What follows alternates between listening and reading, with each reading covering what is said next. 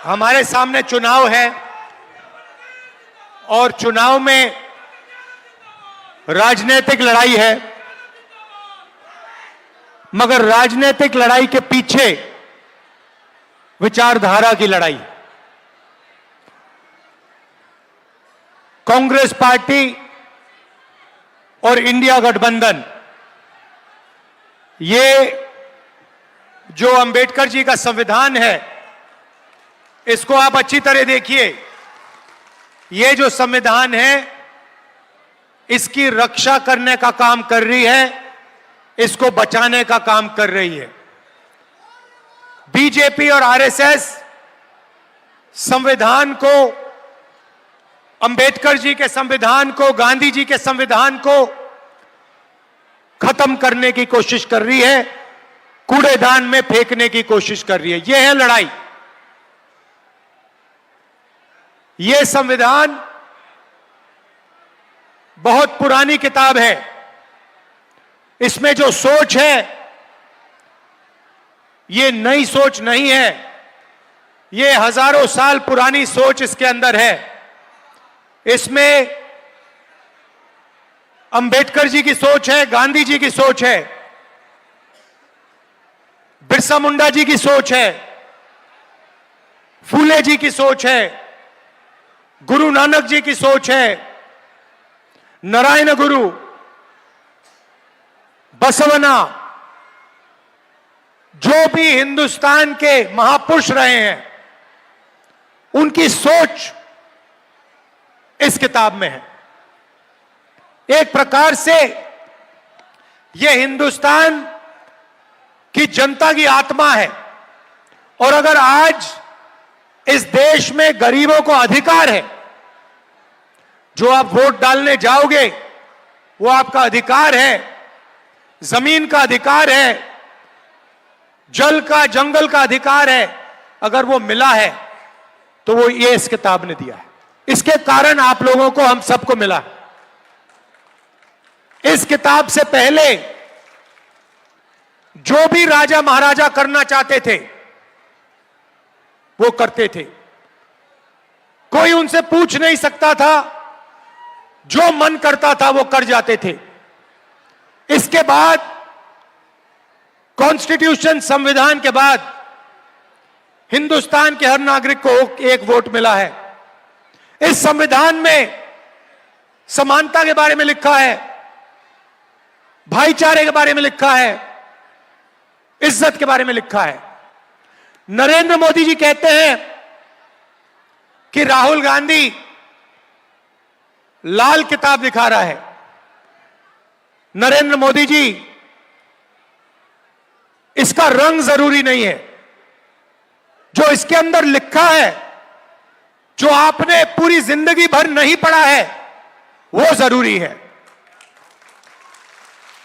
क्योंकि अगर आप इस किताब को खोल देते और इसको पढ़ लेते, तो जो आप करते हो, जो नफरत फैलाते हो, एक धर्म को दूसरे धर्म से लड़ाते हो, अरबपतियों का लाखों करोड़ रुपए कर्जा माफ करते हो, देश में नफरत, हिंसा फैलाते हो, वो आप नहीं करते। आप हिंसा, नफरत इसीलिए फैलाते हो क्योंकि आप संविधान के नहीं हो। संविधान में कहीं नहीं लिखा कि हिंदुस्तान के एक नागरिक को दूसरे नागरिक से लड़ाई करनी चाहिए, एक नागरिक को दूसरे नागरिक की हिंसा करनी चाहिए।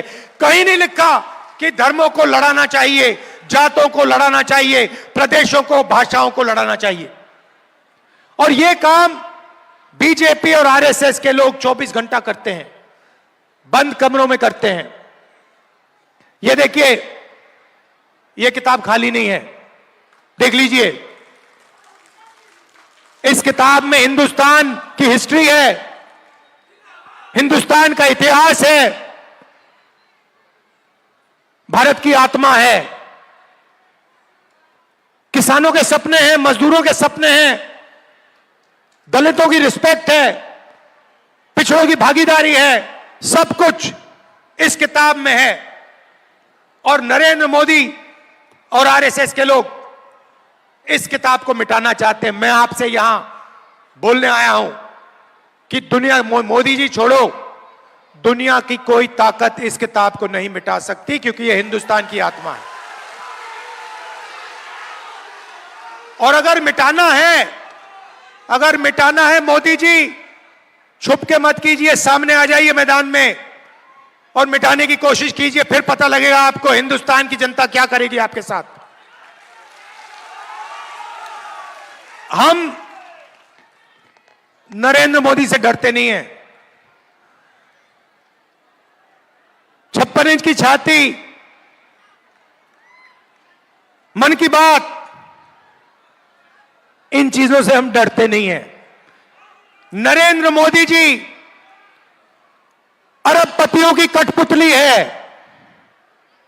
जो अरबपति कहते हैं वो नरेंद्र मोदी करते हैं।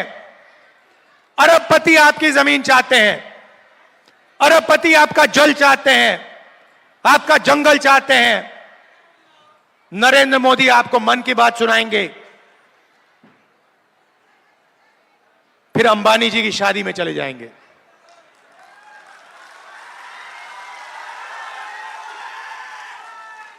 आपको पाठ सिखाएंगे, लंबे लंबे भाषण करेंगे और फिर शाम को अंबानी जी की शादी में जाएंगे, खाना खाएंगे, नाच गाना देखेंगे। भाइयों और बहनों, 16 लाख करोड़ रुपया, 16 लाख करोड़ रुपया गरीबों का पैसा छीनकर नरेंद्र मोदी जी ने अरबपतियों का माफ किया है। महाराष्ट्र में चुनाव चल रहा है, वहां पे बंबई में जमीन है, धारावी में जमीन है, 1 लाख करोड़ रुपए की जमीन है। बंबई की जमीन, देश की सबसे महंगी जमीन। नरेंद्र मोदी जी और महाराष्ट्र की सरकार वो जमीन अदानी जी को देने की कोशिश कर रहे हैं। हमारी सरकार थी, महाराष्ट्र में हमारी सरकार थी, हमारी सरकार को जमीन छीनने के लिए गिराया गया, एमएलए खरीदे गए, सरकार गिराई गई। क्यों? अदानी जी की मदद करने के लिए। यही हो रहा है देश में। जीएसटी आप देते हो, जितनी जीएसटी आप देते हो उतनी ही जीएसटी अदानी देता है। ये भैया, ये जो आपने पीली शर्ट पहनी है, ये कैमरा वाले जो हैं, ये आपने कितने की खरीदी? 200 रुपए की खरीदी ना? आपकी आमदनी क्या है? कितनी है? 5,000। इनकी आमदनी 5,000 रुपए, 10,000 रुपए और 18% जीएसटी इन्होंने इस शर्ट पे दी है। अदानी की आमदनी लाखों करोड़ रुपए, अगर वही यही पीली शर्ट खरीदेगा तो वो भी 15% जीएसटी देगा। मतलब जितनी आप देते हो उतनी वो देता है। शर्ट आप खरीदोगे, पैंट आप खरीदोगे, जितनी जीएसटी आपके जेब से निकलेगी उतनी उससे निकलेगी। पेट्रोल, ढाबे में खाना खाओगे, जितनी जीएसटी आप दोगे उतनी वो। अब जीएसटी का क्या होता है? जीएसटी इकट्ठा होती है और दिल्ली की सरकार को जाती है और बजट में पैसा बढ़ता है।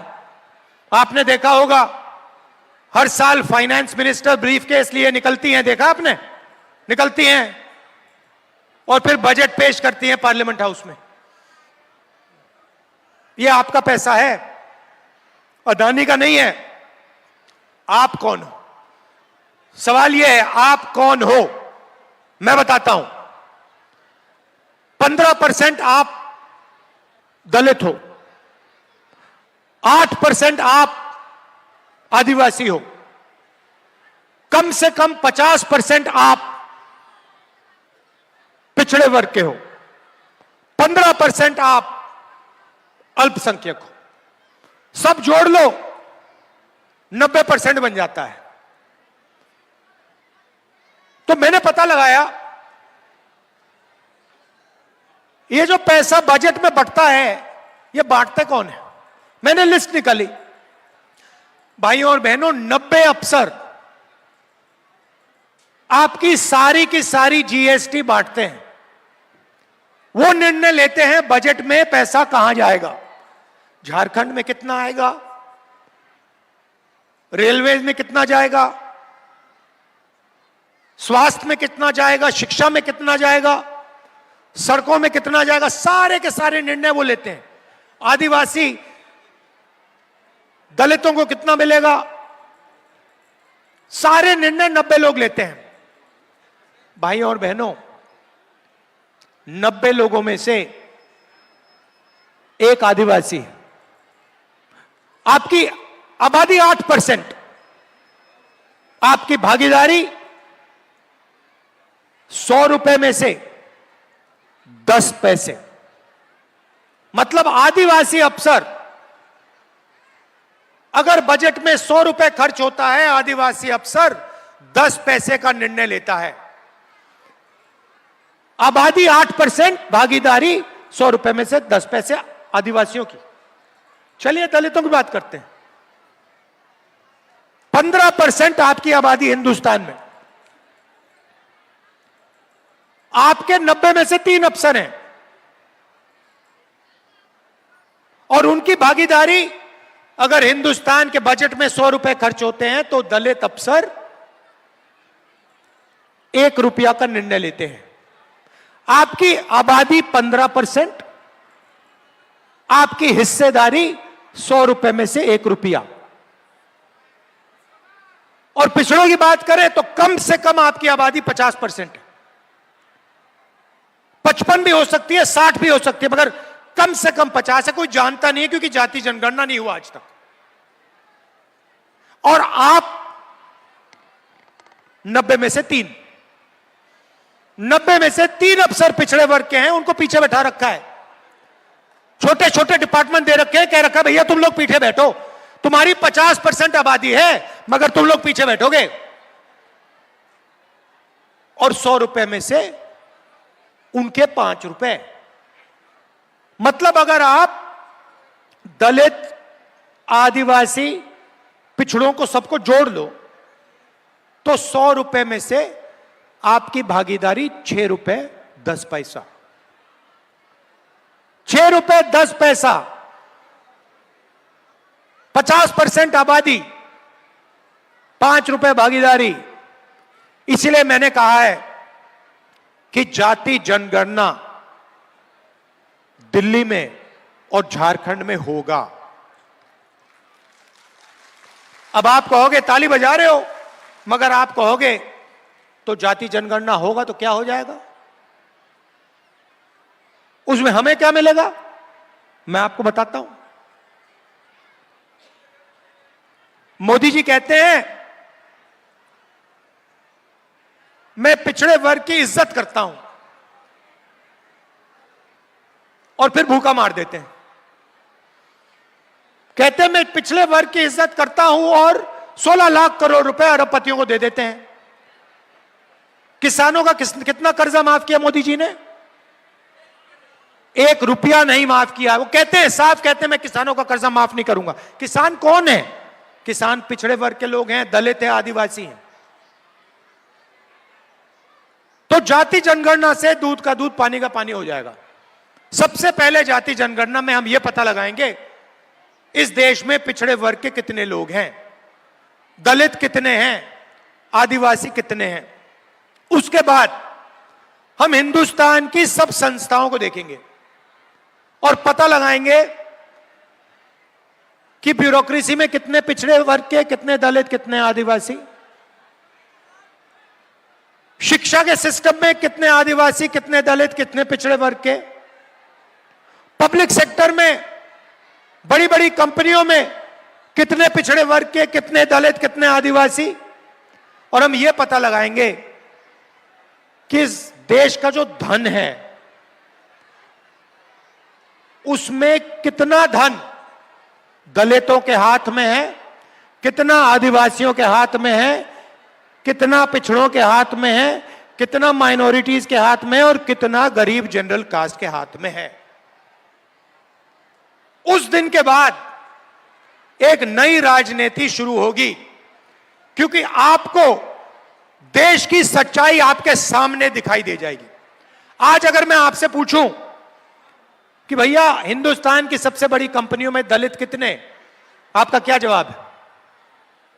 एक भी नहीं। ये मीडिया वाले बैठे हैं, ये 24 घंटा भाषण देते हैं, देखा आपने इनको टीवी पे, देखा ना? ये कभी किसान की बात करते हैं, मजदूर की बात करते हैं, बेरोजगारी की बात करते हैं?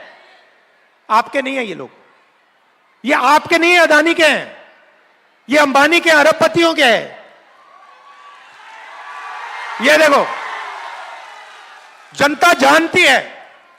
अब भाइयों और बहनों, इनके जो बड़े बड़े एंकर हैं, इनके जो बड़े बड़े पत्रकार हैं, जो मीडिया बनाते हैं, जो न्यूज बनाते हैं, उनमें एक पिछड़े वर्ग का नाम बता दो मुझे, एक दलित का, एक आदिवासी का नाम बता दो मुझे। आपको एक नहीं मिलेगा। ये आपको किसान की बात नहीं बताएंगे, मजदूर की बात नहीं बताएंगे, मगर 24 घंटा अंबानी जी की शादी और उसमें जो डांस गाना हो रहा है उसको दिखाएंगे आपको। कहेंगे, बताएंगे आपको, बताएंगे देखो देखो नरेंद्र मोदी जी ने आपका कितना पैसा अंबानी को दिया है, देखो देखो 8 करोड़ रुपए की घड़ी पहना है, देखो भैया 10 करोड़ की गाड़ी चल रही है। आपको इससे क्या लेना देना? इससे आपको रोजगार मिल रहा है क्या? इससे महंगाई कम हो रही है क्या? उसके बारे में आपको कभी नहीं बताएंगे, क्योंकि आपका है ही नहीं, उनका है। गोदी मीडिया, जाति जनगणना के बाद आप टीवी देखोगे, उधर आपको दिखेंगे एंकर, दिखेंगे दलित एंकर दिखेगा, आदिवासी एंकर दिखेगा, पिछड़े वर्ग का एंकर दिखेगा। क्रांतिकारी निर्णय है ये जाति जनगणना का, देश का चेहरा बदल जाएगा। जो दलितों की, आदिवासियों की, पिछड़े वर्ग की, गरीब जनरल कास्ट की असली शक्ति है वो सामने आएगी, सच्चाई सामने आएगी। इसलिए मैंने मोदी जी के सामने कह दिया, आपको करना है आपको करना है, नहीं करना मैं नहीं जानता, मुझे कोई फर्क नहीं पड़ता, मगर लोकसभा में कांग्रेस पार्टी की सरकार जाति जनगणना देश को करके दिखाएगी। और ये जो 50% की रिजर्वेशन की दीवार बना रखी है,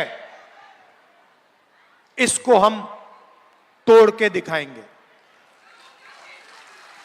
झारखंड में हमने निर्णय ले लिया है, झारखंड में बीजेपी ने पिछड़े वर्ग का रिजर्वेशन 27% से 14% कर दिया था। मोदी जी भाषण देते हैं मैं पिछड़े वर्ग का हूं, और फिर आपकी रिजर्वेशन को 27% से 14% कर दिया, आपकी जमीन छीन ली, नोटबंदी करके जीएसटी देके आपको बेरोजगार बना दिया। झारखंड में हमने निर्णय लिया है, एसटी का रिजर्वेशन 26% से 28% जाएगा, एससी का रिजर्वेशन 10% से 12% जाएगा, और पिछड़ों का रिजर्वेशन 14% से 27% जाएगा। मोदी जी आपको जो करना है कर दो। ये जो 50% की दीवार है, इसको हम झारखंड में तोड़ेंगे और फिर जाके दिल्ली में तोड़ेंगे।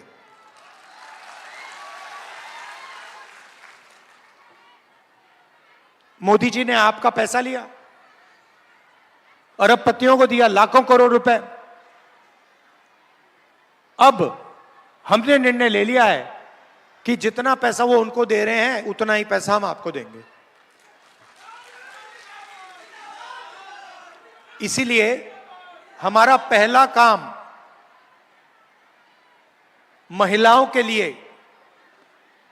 सीधा बैंक अकाउंट में हर महीने खटाखट खटाखट खटाखट खटाखट अंदर 2,500 रुपए महीने के।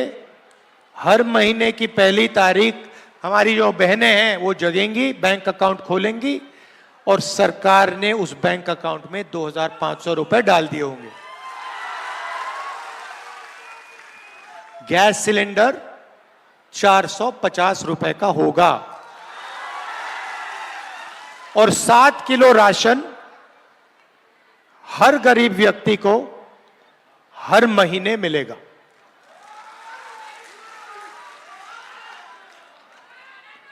किसानों के लिए धान की एमएसपी मिनिमम सपोर्ट प्राइस 3,200 रुपए प्रति क्विंटल होगी।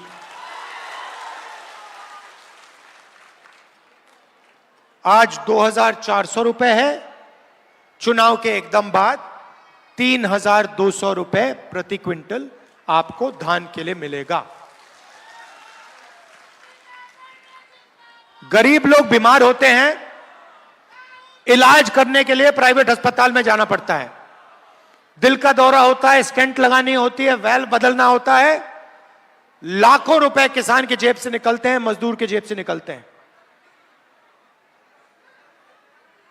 कर्ज में डूब जाते हो। इसीलिए हम आपके लिए एक नई योजना ला रहे हैं, 15 लाख रुपए तक का स्वास्थ्य बीमा योजना। आप अस्पताल जाओगे, बीमार होगे, माता पिता बीमार होंगे, दिल की बीमारी होगी, कैंसर होगा, आप अस्पताल में जाओगे, एमआरआई करवाओगे, एक्सरे कराओगे, उसके बाद सर्जरी होगी और फिर आपको 1 रुपया नहीं देना पड़ेगा, फ्री में होगा।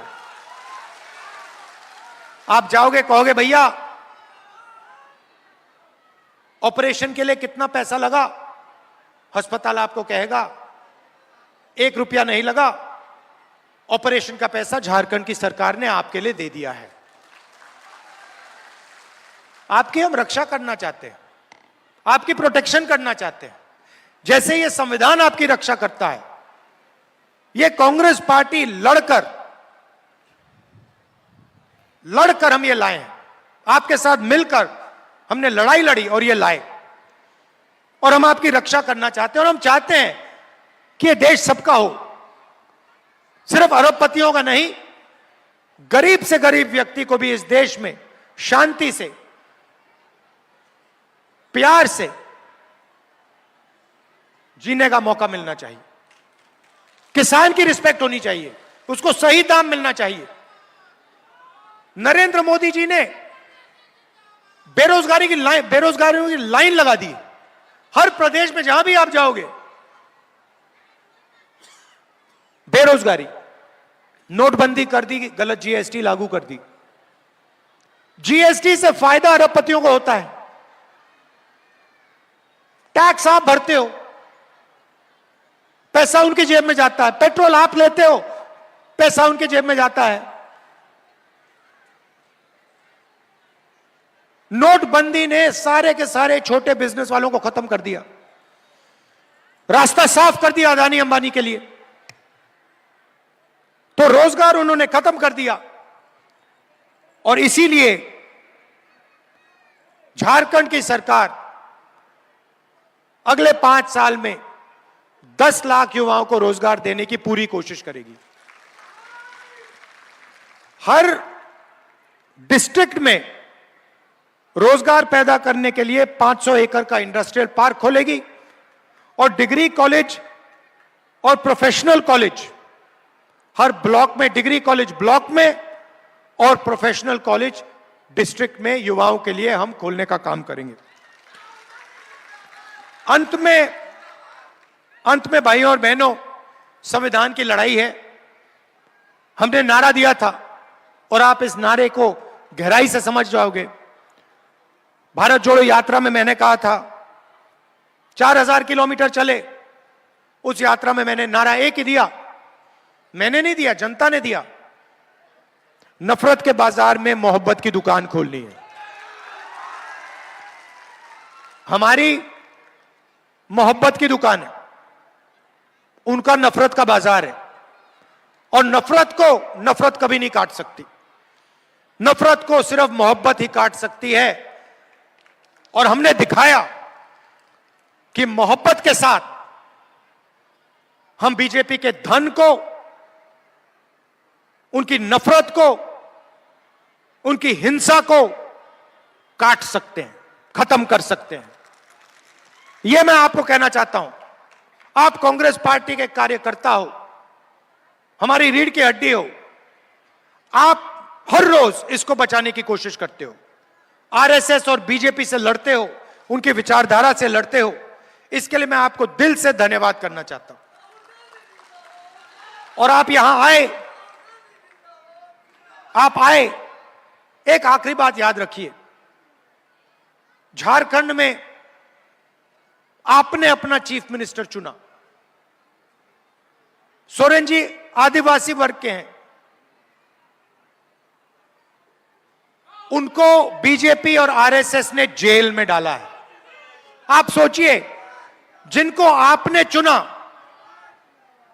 उनको बीजेपी और आरएसएस ने जेल में डाला।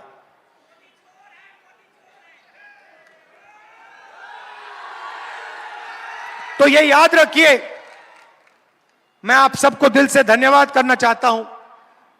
आप दूर दूर से आए, आपने अपना कीमती समय मेरी बात सुनने के लिए दिया। बहुत बहुत धन्यवाद। नमस्कार। जय हिंद, जय झारखंड।